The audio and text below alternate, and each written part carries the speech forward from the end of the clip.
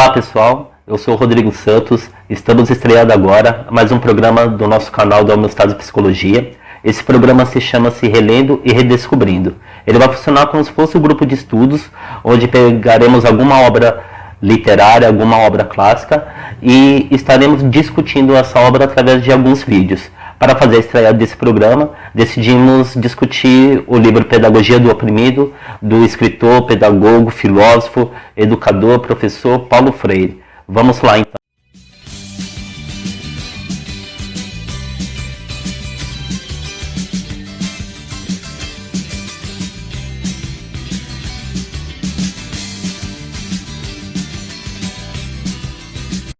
Estamos agora começando o nosso programa, Relendo e Redescobrindo. Esse daqui é o programa de estreia. Vou estar explicando para vocês como que vai estar funcionando. A ideia é a gente pegar uma obra literária e discutir essa obra através de alguns vídeos. Por exemplo, nesse programa de estreia, vamos estar falando da obra Pedagogia do Oprimido, do professor Paulo Freire. A ideia é conseguir debater esse livro mais ou menos em 7 ou 8 vídeos de mais ou menos 30 a 40 minutos. Vocês podem ir deixando os comentários de vocês, né? Vou estar esperando por eles e a gente vai batendo uma bola, a gente vai conversando. Vou deixar também na descrição o livro em PDF para vocês baixarem e a gente está acompanhando junto, fazendo uma leitura junto. E vou deixar também o roteiro da previsão que eu tenho. Quais serão os capítulos que iremos discutir em cada vídeo. Pode ser que alguma coisa mude, né? E se mudar, vou deixar vocês sempre atualizados. O motivo da gente estar iniciando esse programa justamente com a obra Pedagogia do Oprimido é por conta dos diversos ataques que a educação e outros setores, como a cultura também, vem sofrendo do atual governo brasileiro. Um desses ataques foi até o projeto para destituir o Paulo Freire do título de patrônomo da educação brasileira. Paulo Freire começou a sofrer diversos ataques de pessoas dizendo que o método Paulo Freire foi ineficaz, né? E aí eu paro para pensar, será que todas as pessoas que estão atacando o Paulo Freire de agora, né, essas pessoas conhecem realmente o trabalho do Paulo Freire, né? Então, por causa disso, a ideia do nome do programa, né, Relendo e Redescobrindo, porque algumas pessoas podem estar descobrindo o Paulo Freire agora, através desses vídeos, e vão me sentir muito honrado em estar apresentando o Paulo Freire para vocês, e outras pessoas já devem conhecer a obra do Paulo Freire e a gente vai estar debatendo. Uma coisa que eu quero deixar claro aqui é que essa é a minha interpretação do livro, né? Então por isso que os comentários são bem-vindos, porque cada pessoa que lê vai ter uma interpretação do livro, e toda a obra de arte, né? Além de ser uma obra pedagógica, a Pedagogia do Oprimido também é uma obra de arte.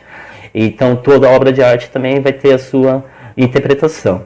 À medida que eu vou estar lendo alguns recortes que eu achei interessante do livro para vocês, eu vou estar tentando ilustrar com alguma situação contemporânea, posso estar tentando ilustrar com alguma experiência minha como o orientador profissional. Eu sou professor da rede Emancipa de Educação Popular, então lá eu faço orientação profissional junto com outros psicólogos, também sobre a minha experiência dentro da psicologia social. Eu estou com o meu notebook aqui do lado, vocês não estão vendo, mas é aqui onde eu deixei alguns recortes. E primeiramente eu queria estar passando aqui para vocês a máxima do Paulo Freire, que é: quem ensina, aprende ao ensinar, e quem aprende, ensina ao aprender. Essa ideia é a ideia que vai nortear praticamente todo o trabalho do Paulo Freire, né? E isso vai começar a ficar muito claro no decorrer dos nossos estudos. Então vou deixar essa frase para vocês ele pensando, né? O que essa frase quer dizer, né? Quem ensina aprende ao ensinar e quem aprende ensina ao aprender. Vou começar a falar um pouco sobre a biografia do Paulo Freire, tá bom? O nome completo do Paulo Freire é Paulo Régulos Neves Freire. Ele nasceu no Recife, 19 de setembro de 1921. Ele é o brasileiro mais homenageado na nossa história, né? Ao todo, ele tem 35 títulos de doutor honoris causa em diversas faculdades pelo mundo inteiro, na Europa, na América Central, na América Latina.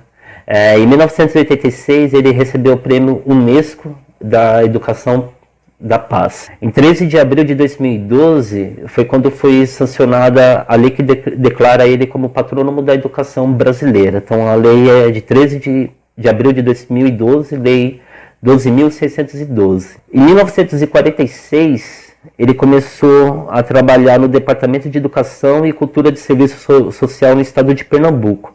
E foi ali que ele iniciou o trabalho com os analfabetos pobres. E aqui eu já quero deixar claro que para vocês que Pedagogia do Oprimido fala do trabalho do Paulo Freire junto com a alfabetização da população pobre. Ok? Então, sempre quando, a qualquer momento que a gente estiver discutindo o livro, estiver falando sobre alfabetização, a gente está falando de alfabetização da população pobre, da classe desfavorecida, da classe carente, ok? Em 1961, ele tornou-se diretor do Departamento de Extensões Culturais da Universidade de Recife. E lá foi quando ele realmente teve as primeiras experiências que fariam ele criar o método Paulo Freire. Nessa época, foi quando ele, junto com a equipe dele, conseguiu fazer o feito, né, de alfabetizar em 45 dias 300 cortadores de cana-de-açúcar. Então, aqui ele começa a ganhar bastante notoriedade, né, no Brasil. E a gente vai ver que depois essa notoriedade dele vai se tornar uma faca de dois gumes. Em 1964, o presidente do Brasil era o João Goulart. E o João Goulart ele faz um plano de alfabetização nacional. E quem vai ser o coordenador desse plano vai ser o Paulo Freire. Só que poucos meses depois que é instituído esse programa de alfabetização, acontece o golpe militar. E aí, neste momento, Paulo Freire ele é considerado subversivo, traidor, e ele é encarcerado por 70 dias. Depois desse cárcere, ele é exilado primeiramente para a Bolívia e depois para o Chile. No Chile, ele fica por 5 anos lá. E lá no Chile, ele começa a trabalhar em 2 lugares. Na Organização das Nações Unidas para a Agricultura e Alimentação. E no Movimento de Reforma Agrária para a Democracia Cristã. Alguns críticos do Paulo Freire dizem que o Paulo Freire pratica o socialismo cristão. A gente também vai conseguir ver isso dentro da obra dele um pouco mais para frente. Em 67, é publicado aqui no Brasil o primeiro livro dele, né? Chamado Educação como Prática da Liberdade. Esse livro é um dos livros que no futuro também penso em fazer um programa sobre ele para a gente estar debatendo esse livro. E aí, em 68, é publicado Pedagogia do Oprimido. Só que esse livro é publicado só lá fora, né? No Chile, em outros países também. Ele é publicado em inglês, espanhol, até em hebraico, né, para vocês terem uma ideia. E aí, no ano seguinte, Paulo Freire ele é convidado para ser professor em Harvard, né, para ser professor visitante em Harvard. E existe até uma brincadeira, né, que dizendo que não é Paulo Freire que estudou em Harvard, foi Harvard que foi estudar Paulo Freire. E aí o Pedagogia do Oprimido, ele só vai ser publicado aqui na década de 80, né, por causa da ditadura militar que existia na época. O Paulo Freire ele ganha a anistia, né, para ele voltar aqui para o Brasil em 79, mas só que ele só vai fazer mesmo na década de 80. E quando ele volta aqui para o Brasil, ele se filia ao PT. Então aqui a gente já consegue ter mais ou menos uma ideia por que o Paulo Freire ele é tão criticado pelo atual governo. Em 1989 a 1991, ele foi secretário da Educação da cidade de São Paulo, né? Quem nomeou ele secretário foi a prefeita, na época, Luísa Erundina. Você já deve ter ouvido falar da sigla MOVA. O MOVA é o Movimento de Alfabetização de Jovens e Adultos. Ele faz parte do EJA, Educação para Jovens e Adultos. E quem criou o MOVA foi o Paulo Freire, na época que ele era secretário da Educação de São Paulo. Em 1991 é fundado o Instituto Paulo Freire. Vocês podem buscar o site, né, desse instituto, onde vocês vão encontrar toda a obra dele, né, para download, né, e foi lá também que eu busquei o livro Pedagogia do Oprimido. Existem diversos institutos do Paulo Freire ao redor do mundo, tá? E aí o Paulo Freire ele morre em 2 de maio de 97, por um ataque cardíaco. Então, passado essa parte, né, da breve biografia que fizemos sobre o Paulo Freire, agora a gente vai estar entrando na parte do prefácio, tá ok? O prefácio, ele tem o título de Aprender a Dizer a Sua Palavra. Ele foi escrito pelo professor Hernani Maria Fiore. Na época ele era vice-reitor da Universidade Católica do Chile. O professor Hernani ele também foi exilado do Brasil na época da ditadura militar. E quando ele retorna, ele se torna um professor de filosofia da Universidade do Rio Grande do Sul. Então aqui eu destaquei algumas partes, né? Algumas partes eu vou estar lendo e algumas partes, como eu disse, a gente vai estar pensando, eu vou estar tentando ilustrar aqui para vocês. Paulo Freire é um pensador comprometido com a vida. Não pensa ideias, pensa a existência. Isso está na página 5. Então, ele quer dizer que o Paulo Freire, ele pensa a existência das pessoas. Ele está preocupado em entender como que as pessoas vivem, como que as pessoas sobrevivem, como que é a existência delas, né? Para depois ele entender como que elas aprendem.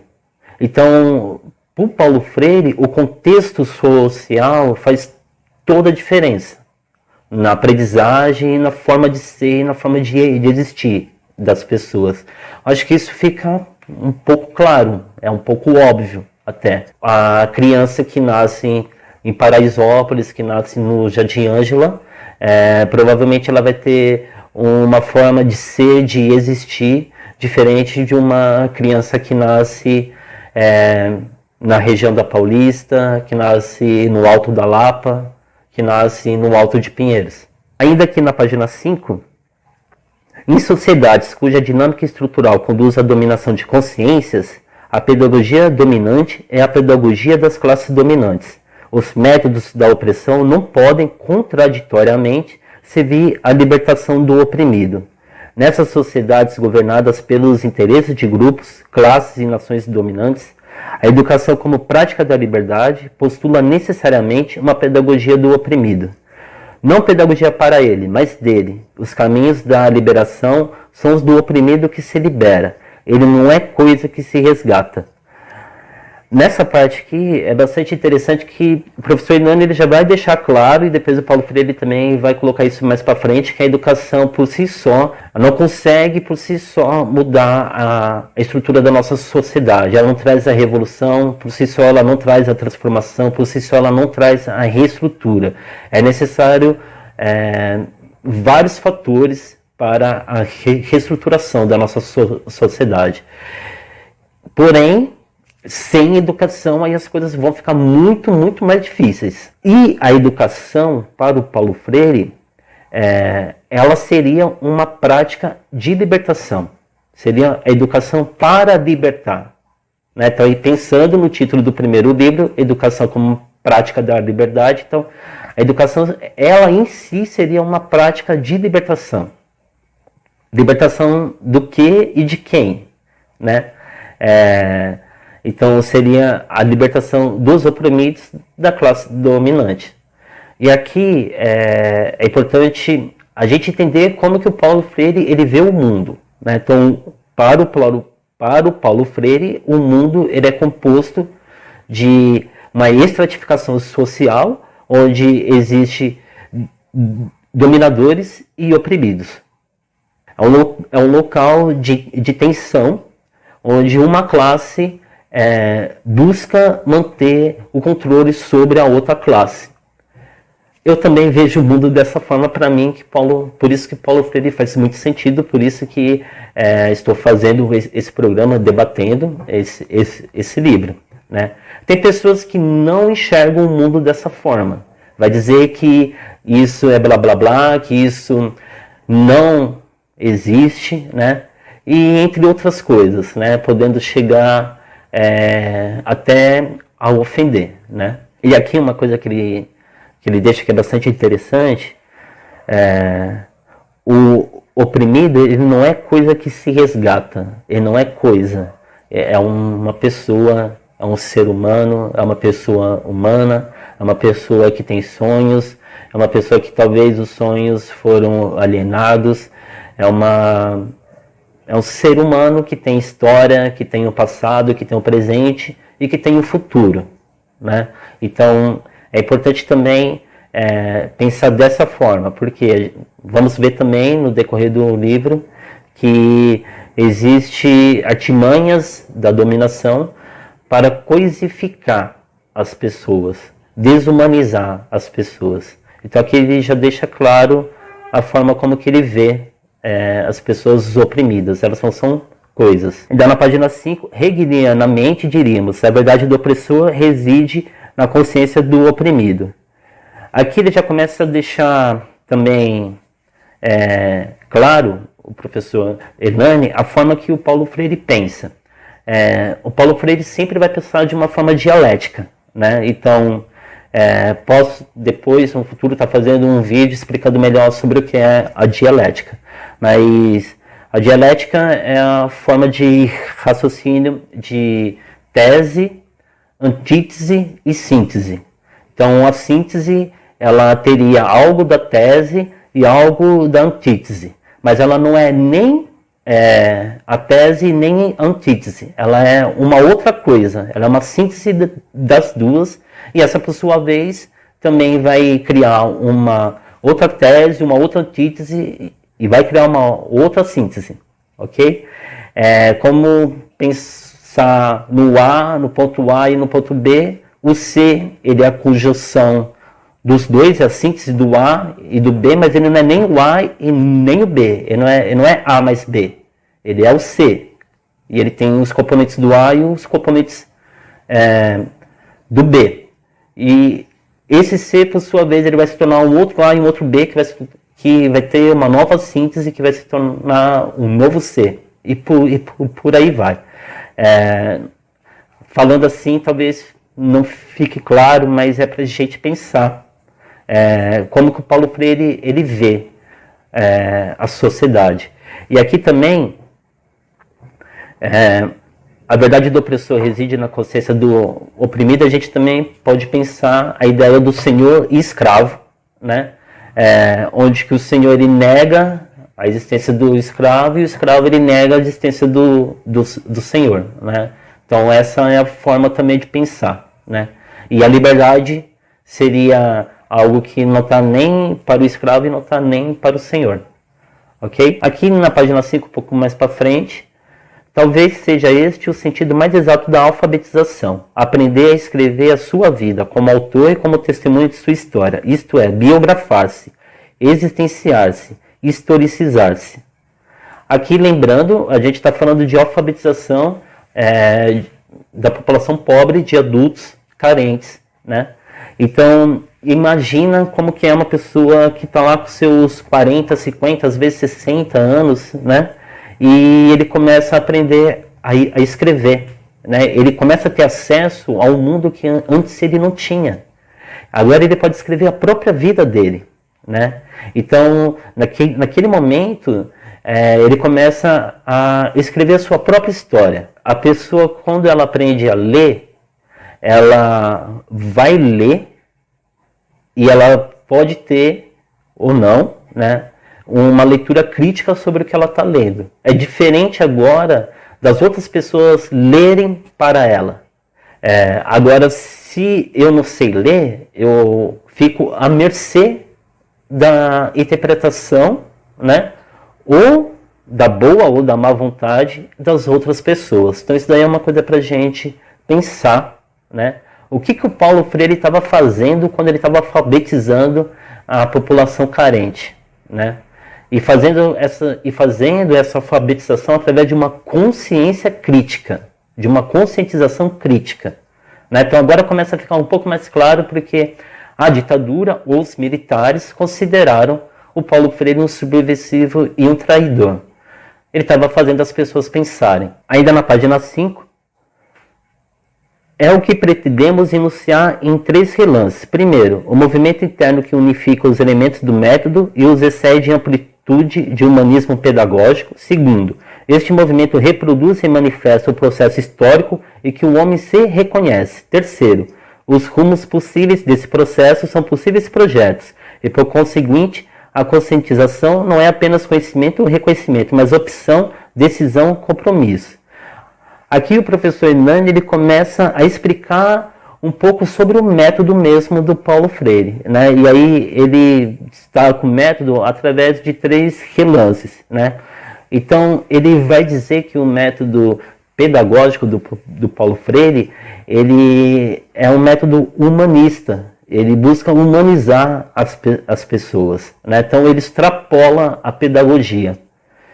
Ele vai dizer que esse método ele tem um movimento de fazer com que a pessoa se reconheça, né? Que a pessoa tenha essa conscientização, né? De quem é ela no mundo, né? Quem sou eu no mundo, né?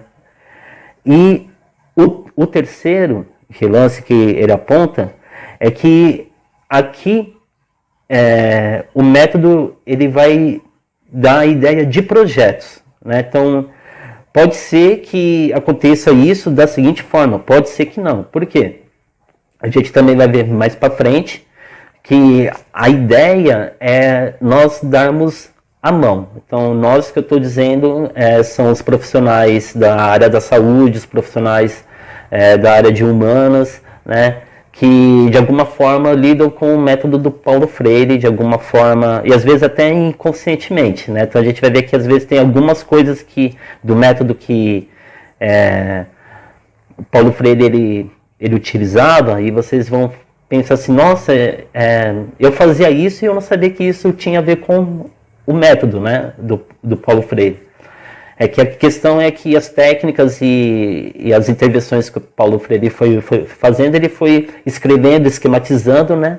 E assim ele criou um método, né? A ideia é que a gente estenda a mão, né? Mas fica a critério da pessoa ir pelo caminho que nós estamos mostrando a possibilidade, né? Então, aqui vamos falar de possibilidades, né?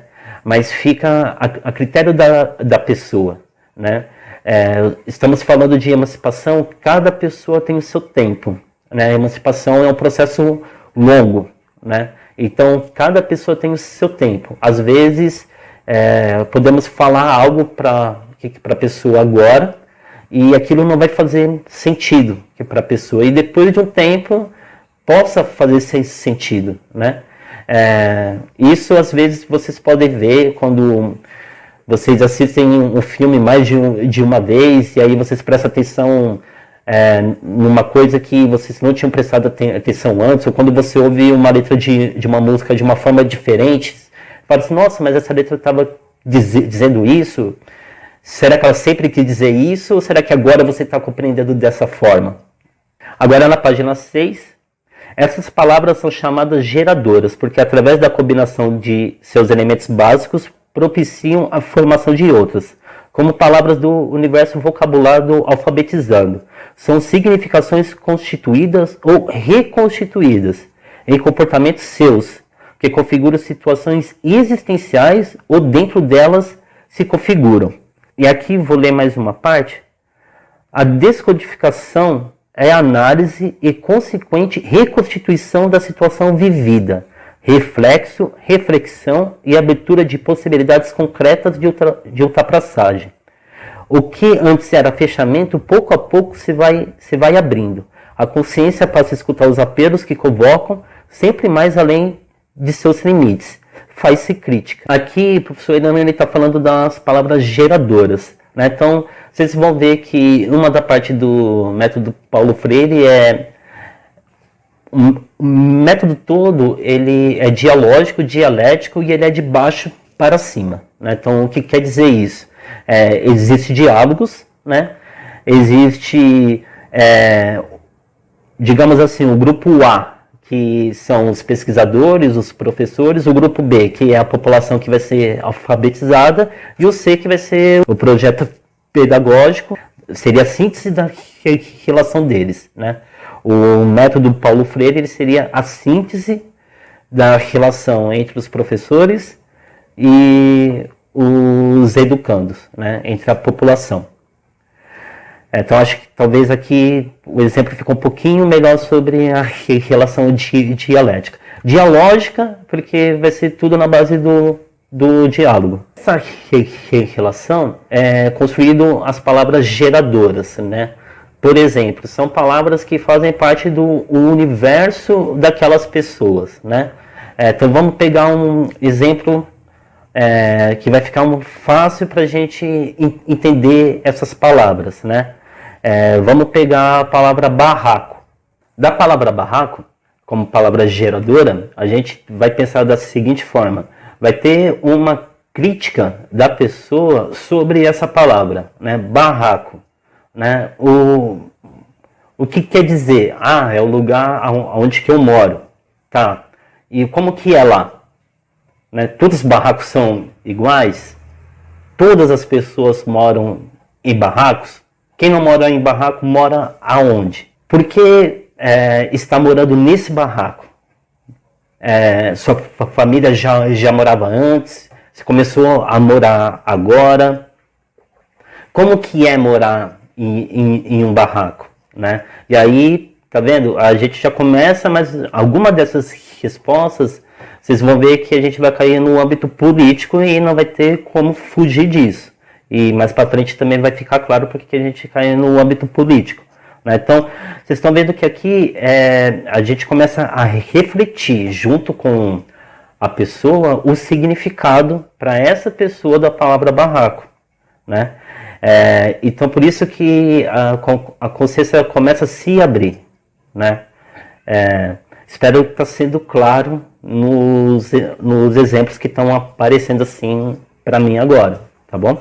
E aí a pessoa ela vai fazer uma crítica, né, da própria existência, né? Por que eu moro aqui? Por que existe os problemas que existem aqui, né? Por exemplo, rede de esgoto, ao ar livre e outras coisas, tá? Aí da palavra barraco a gente pode ir para a palavra barragem, barreira, entende?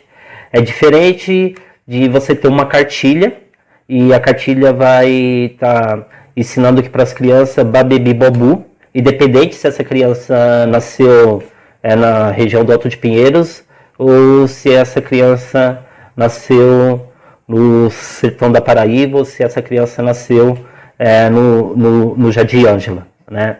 Vai ser a mesma cartilha, né, para qualquer uma dessas crianças dentro da rede pública. E o Paulo Freire ele vai pensar a forma que essas pessoas existem, a forma da existência delas é a partir das palavras geradoras, ter um plano pedagógico que também é um plano, como a gente está vendo aqui, ele vai extrapolar as barreiras pedagógicas. Aqui na página 6, no ciclo de cultura, a rigor não se ensina, aprende-se em reciprocidade de consciências, não há professor, há um coordenador, que tem por função das informações solicitadas pelos respectivos participantes e propiciar condições favoráveis à dinâmica do grupo, reduzindo ao mínimo sua intervenção direta no curso do diálogo. Eu disse para vocês que eu faço parte da Rede Emancipa de Educação Popular, e lá tem uma parte dentro da grade das aulas que nós temos o ciclo. Aqui o Paulo Freire chama de ciclo de cultura, lá chamamos de ciclo. Todos os alunos ficam sentados em ciclo, né? Então, todos estão de forma horizontal, o professor também, e aí ele se torna um mediador do debate. E o debate, ele é a partir da vivência dos alunos, né? Então lá debatemos diversos temas, né? Racismo, negritude, feminismo negro, porte e posse de armas, questões LGBTQIA+, e assim vai, né? Agora, um exemplo que veio aqui para mim, um ciclo onde estávamos discutindo porte e posse de armas, né? Teve alguns alunos e algumas alunas que não sabiam direito a diferença entre porte e posse, né? E cada sala que você vai discutir o mesmo tema é uma experiência diferente, porque são pessoas diferentes, mesmo tratando do mesmo tema. E uma das salas teve um grupo de alunos que levantou a questão se com a flexibilização, a liberação, né, do porte e posse de arma, se isso acarretaria no aumento do feminicídio, né? Então a discussão ela partiu para esse horizonte, né? E foi bastante interessante, né? Então, a partir daquele momento, algumas alunas começaram a pensar de uma forma um pouco diferente que vinha pensando até então, né? Se antes, talvez, as alunas pensavam assim, para mim é indiferente, né? Porte e posse de arma, para mim, tanto faz. Eu tenho 16, 17 anos, para mim, tanto faz. Mas, a partir do momento que começa a pensar, não, mas peraí, será que pode existir essa possibilidade, né, do aumento do número de feminicídio? Então, eu como cidadã, eu também quero dar minha opinião, né? Eu acho que eu também devo fazer parte desse debate. Tá? Aqui, naquela parte que ele começou, ao objetivar o seu mundo, o alfabetizado nele reencontra-se com os outros e nos outros companheiros do seu mundo. Eu vou falar dela também, mas eu vou pegar aqui para falar junto com uma outra parte que também está na página 6. A codificação e a descodificação permitem ao alfabetizado integrar a significação das respectivas palavras geradoras em seu contexto existencial. Ele a redescobre no mundo expressado em seu comportamento. Objetivar, codificar e descodificar. O que é isso dentro do método do Paulo Freire? Vamos pensar de novo na palavra barraco. É levantado lá que a palavra geradora pode ser a palavra barraco. Então, a codificação é a objetivização, é o distanciamento da existência, o distanciamento do objeto, é você olhar por fora. Como fazemos isso? O professor ele pode fazer isso através de uma foto, através de uma fotografia, através de uma pintura, através de uma letra de uma música, através de uma passagem de um livro, né? Através de uma reportagem, ou pegar uma letra de alguma música, né? Por exemplo, aqui na minha mente agora veio a música dos Racionais, né? Vão invadir meu barraco e a polícia, né? Então, olha só essa frase, né? Só de uma frase a gente já tem um monte de leque para discussão, né? Então, a codificação é isso, né?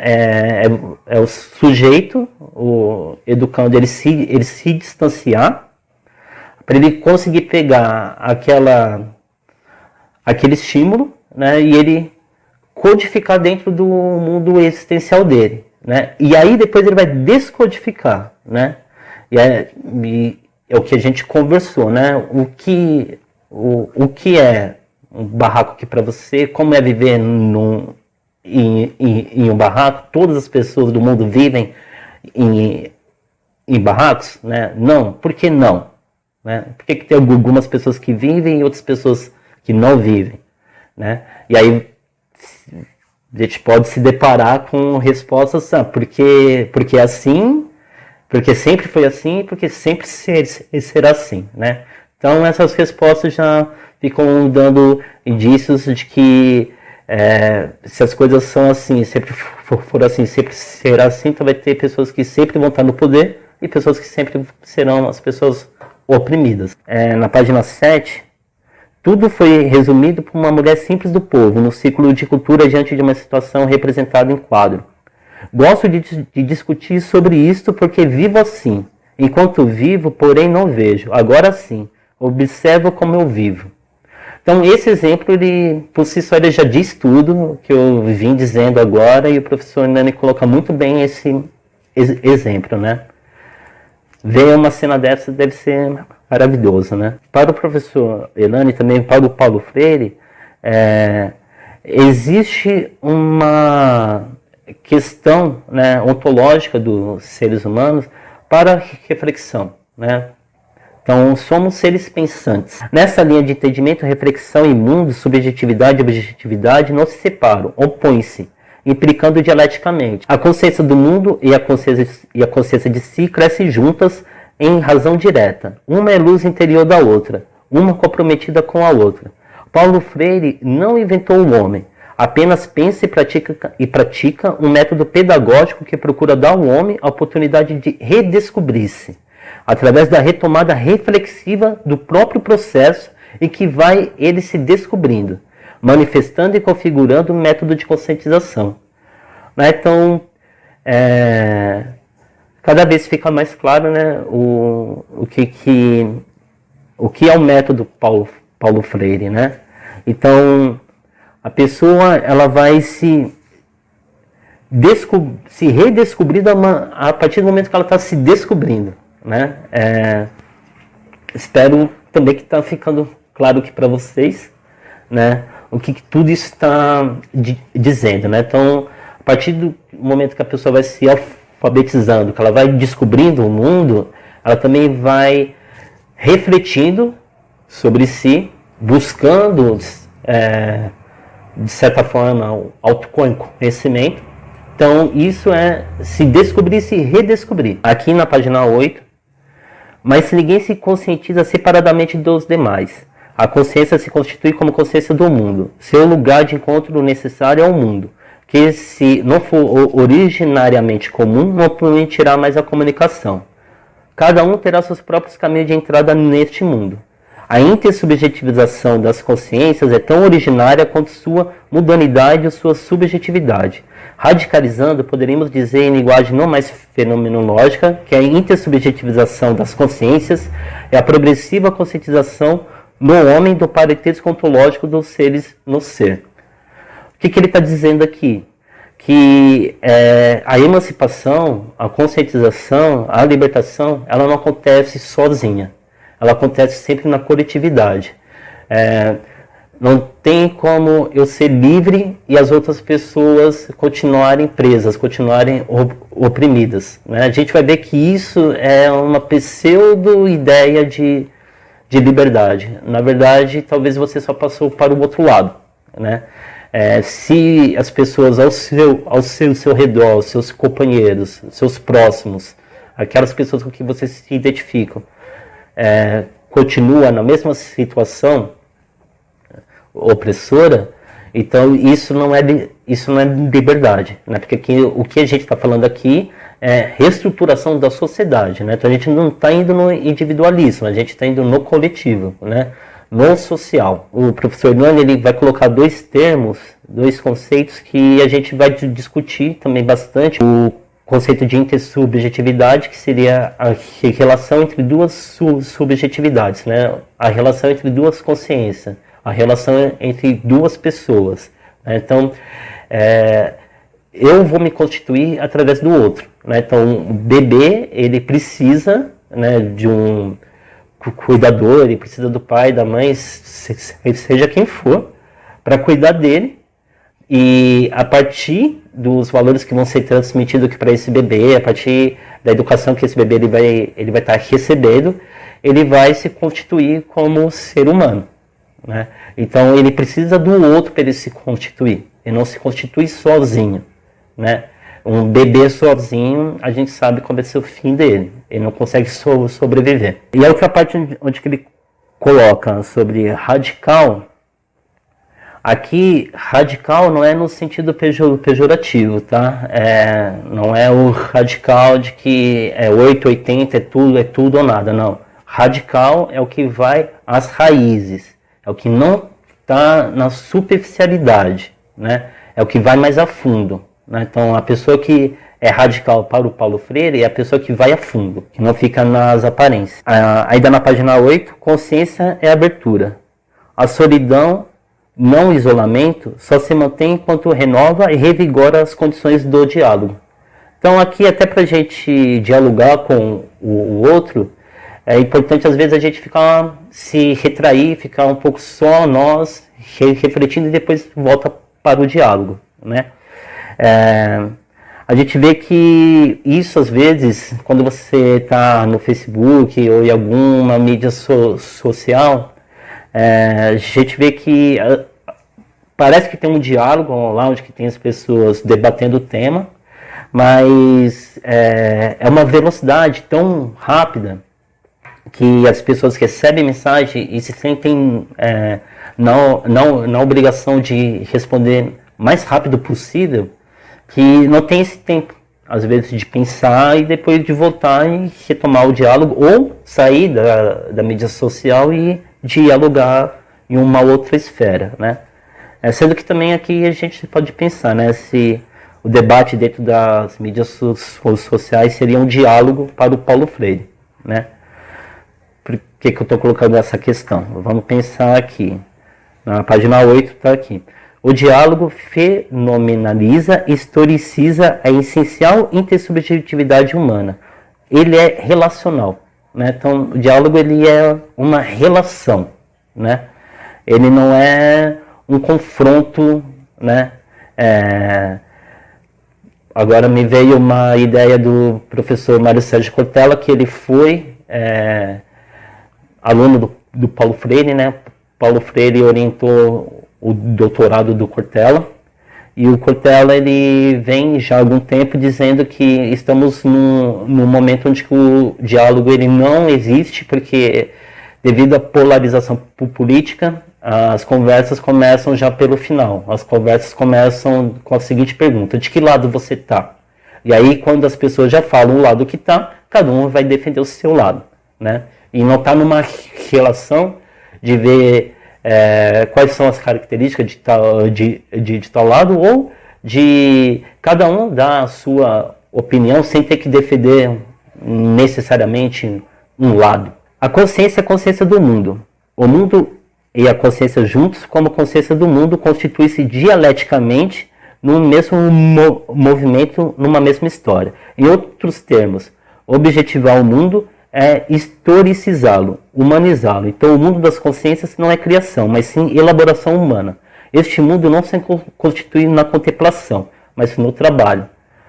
Então, o que ele está dizendo? Que a gente olha para o mundo, só que a gente não consegue ver, né? E aí, mais uma vez, pode ter pessoas que não compactuam desse pensamento filosófico. Tá? Então, aqui a gente está pensando um pouco também no campo da epistemologia da filosofia, né? Então, eu olho para o mundo e eu não consigo realmente entendê-lo se eu só contemplar, se eu só olhar, né? Então, eu preciso me conscientizar. E a partir do momento que eu me conscientizo do mundo. É importante problematizar, né? Não é somente olhar e, ok, eu estou olhando para a comunidade, eu entendo que a comunidade ela vive assim, né? E, ok, não.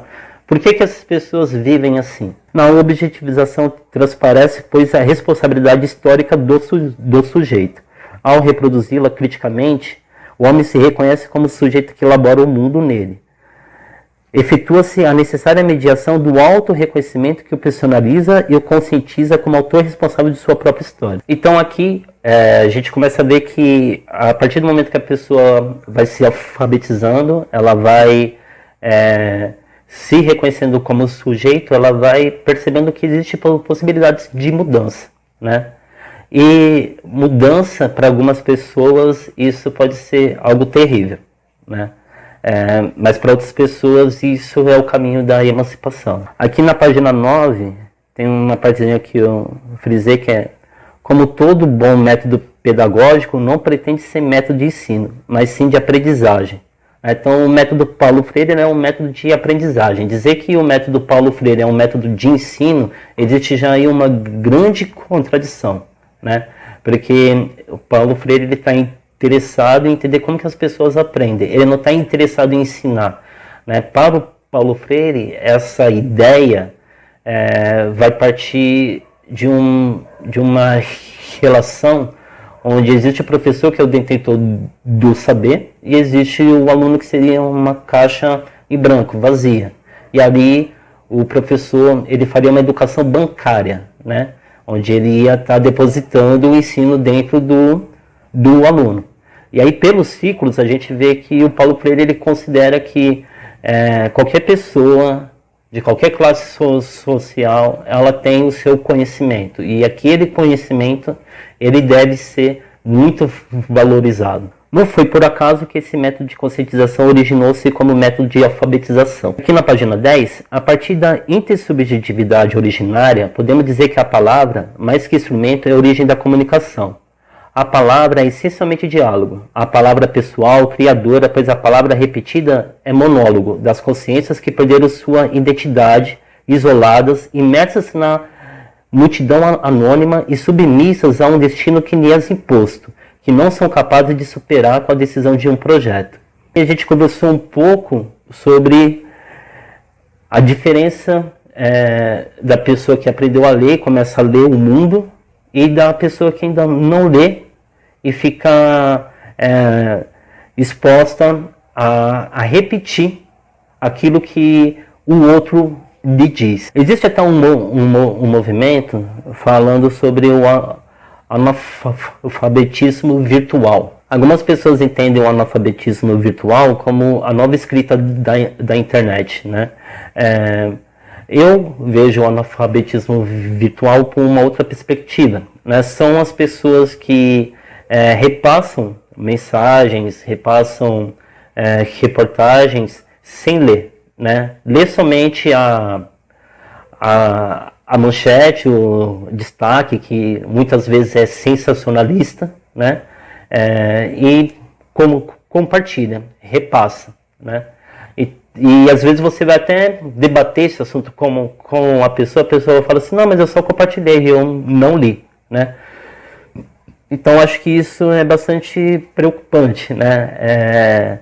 Existem pessoas que sabem ler, mas não leem. A palavra viva é diálogo existencial, expressa e elabora o mundo em comunicação e colaboração. O diálogo autêntico, reconhecimento do outro e reconhecimento de si no outro, é decisão e compromisso de colaborar na construção do mundo comum.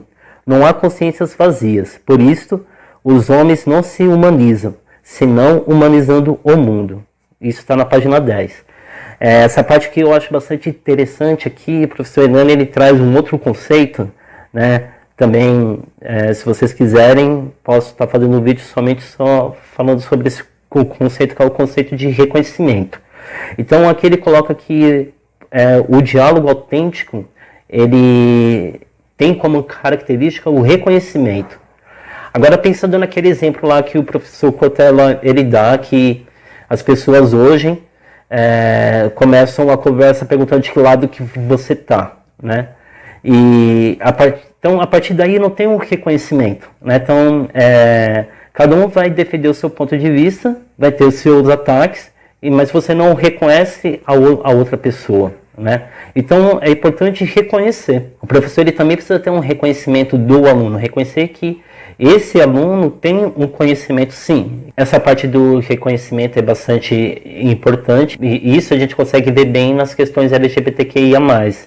Por exemplo, até pouco tempo atrás, a homossexualidade, né, ela era vista como doença, né? Ela era vista como um transtorno psiquiátrico, né? Através das lutas por reconhecimento social, né? Então, a sociedade foi vendo diferente essas questões, né? E as relações homoafetivas hoje não estão mais no patamar de doença, mesmo tendo profissionais da psicologia também, que ainda defendem a cura gay, assim como pessoas dentro do atual governo também entendem que precisa existir projetos de cura gay. Em linguagem direta, os homens humanizam-se, trabalhando juntos para fazer do mundo sempre mais. A mediação de consciências que coexistem em liberdade, aos que constroem juntos o mundo humano. Compete assumir a responsabilidade de dar-lhes a direção. Dizer a sua palavra equivale a assumir conscientemente como trabalhador, a função de sujeito de sua história, em colaboração com os demais trabalhadores, o povo. Então aqui está na página 11, o que ele está dizendo aqui é que as pessoas têm que se humanizar para humanizar o mundo, né? E tem as pessoas que vão dar a direção. E aí, dar a direção não é no sentido de dizer, esse caminho aqui é o melhor caminho e todos têm que se seguir aqui. Não. Através do diálogo, através da conversa, mostrar as possibilidades. E as pessoas são livres para decidir se vão seguir esse caminho ou não. Né? Então, como eu disse, a gente dá a mão, mas as pessoas decidem se elas topam seguir por aquele caminho ou não. Aí, um pouco mais para frente, ao povo cabe dizer a palavra de comando no processo histórico-cultural. Olha só como que é importante. Eu vou até repetir. Ao povo cabe dizer a palavra de comando no processo histórico-cultural. Se a direção racional de tal processo já é política, então conscientizar é politizar. E a cultura popular se traduz por política popular. Não há cultura do povo sem política do povo. Vocês vão ver que por Paulo Freire ele não faz distinção entre educação e política. Aqui o professor Hernani não faz distinção entre conscientização e política, né? E aqui ele diz que a palavra de comando tem que ser do povo, né? O que ele quer dizer com isso? Que a palavra de comando já não deve mais ser da classe dominante.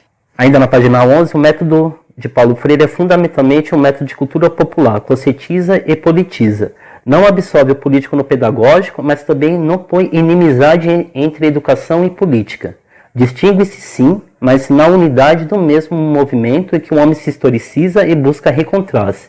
Isto é, busca ser livre. Não tem ingenuidade de supor que a educação, só ela, decidirá dos rumos da história, mas tem, contudo, a coragem suficiente para afirmar que a educação verdadeira conscientiza as contradições do mundo humano, sejam estruturais, superestruturais ou interestruturais, contradições que impedem o homem a ir adiante. As contradições conscientizadas não lhe dão mais descanso, tornam insuportável a acomodação. Então aqui, o professor problematizador, ele está interessado a expor para os alunos as contradições, né? As contradições sociais, as contradições em que vivemos, né? Uma contradição bem clara, né? É que se o povo ele produz riqueza, por que a riqueza não é do povo? Por que não se acaba com a fome, né, do mundo? Existe com comida para todas as pessoas, né? Acho que talvez sim, né? Mas a pergunta é, todas as pessoas têm dinheiro para comprar essa comida? A resposta é não. Qualquer pessoa em geral mesmo, que se conscientiza, né, das contradições em que vive, ele já começa a sentir uma inquietação, ele já se sente impedido a fazer algo para mudar, né? E aqui, para a gente finalizar esse vídeo, eu vou ler a última estrofe que está dentro da página 11. Em regime de dominação de consciências, em que os que mais trabalham menos podem dizer a sua palavra, e em que multidões imensas nem sequer têm condições puras para trabalhar, os dominadores mantêm o monopólio da palavra, com que mistificam, massificam e dominam. Nessa situação, os dominados, para dizer a sua palavra, têm que lutar para tomá-la. Aprender a tomá-la dos que detêm e a recusam aos demais. É um difícil, mas imprescindível aprendizado. É a pedagogia do oprimido. Aqui ele faz uma síntese do que seria a pedagogia do oprimido, né? É o momento da pessoa se alfabetizar para ela dizer a sua própria palavra. Aqui, de forma análoga, né, eu queria dar um exemplo que é as atuais condições dos povos indígenas, né? Onde temos o governo brasileiro que diz como que o governo acha melhor que os índios devem viver, que os índios ocupam absurdamente, né, 14% do território nacional, né, e que os índios não querem mais viver longe das cidades, os índios querem ser humanos como nós, né? É muito estranho repetir essas frases, né? Mas acredito que quem está vendo esse vídeo sabe muito bem de onde que eu tirei esses exemplos, né? Algumas frases foram do nosso atual presidente, e aqui vê como ele detém a palavra dos índios, né? Então, aqui a gente fecha o vídeo deixando claro que por que Paulo Freire está sendo tão perseguido pelo atual governo, né? E isso impulsiona a gente a estar fazendo os outros vídeos. Então, se você chegou até aqui, peço que deixe seu like, deixe seus comentários, se inscreva no nosso canal, que assim você vai estar incentivando a gente a continuar. E nos encontramos no próximo vídeo. Até mais, pessoal.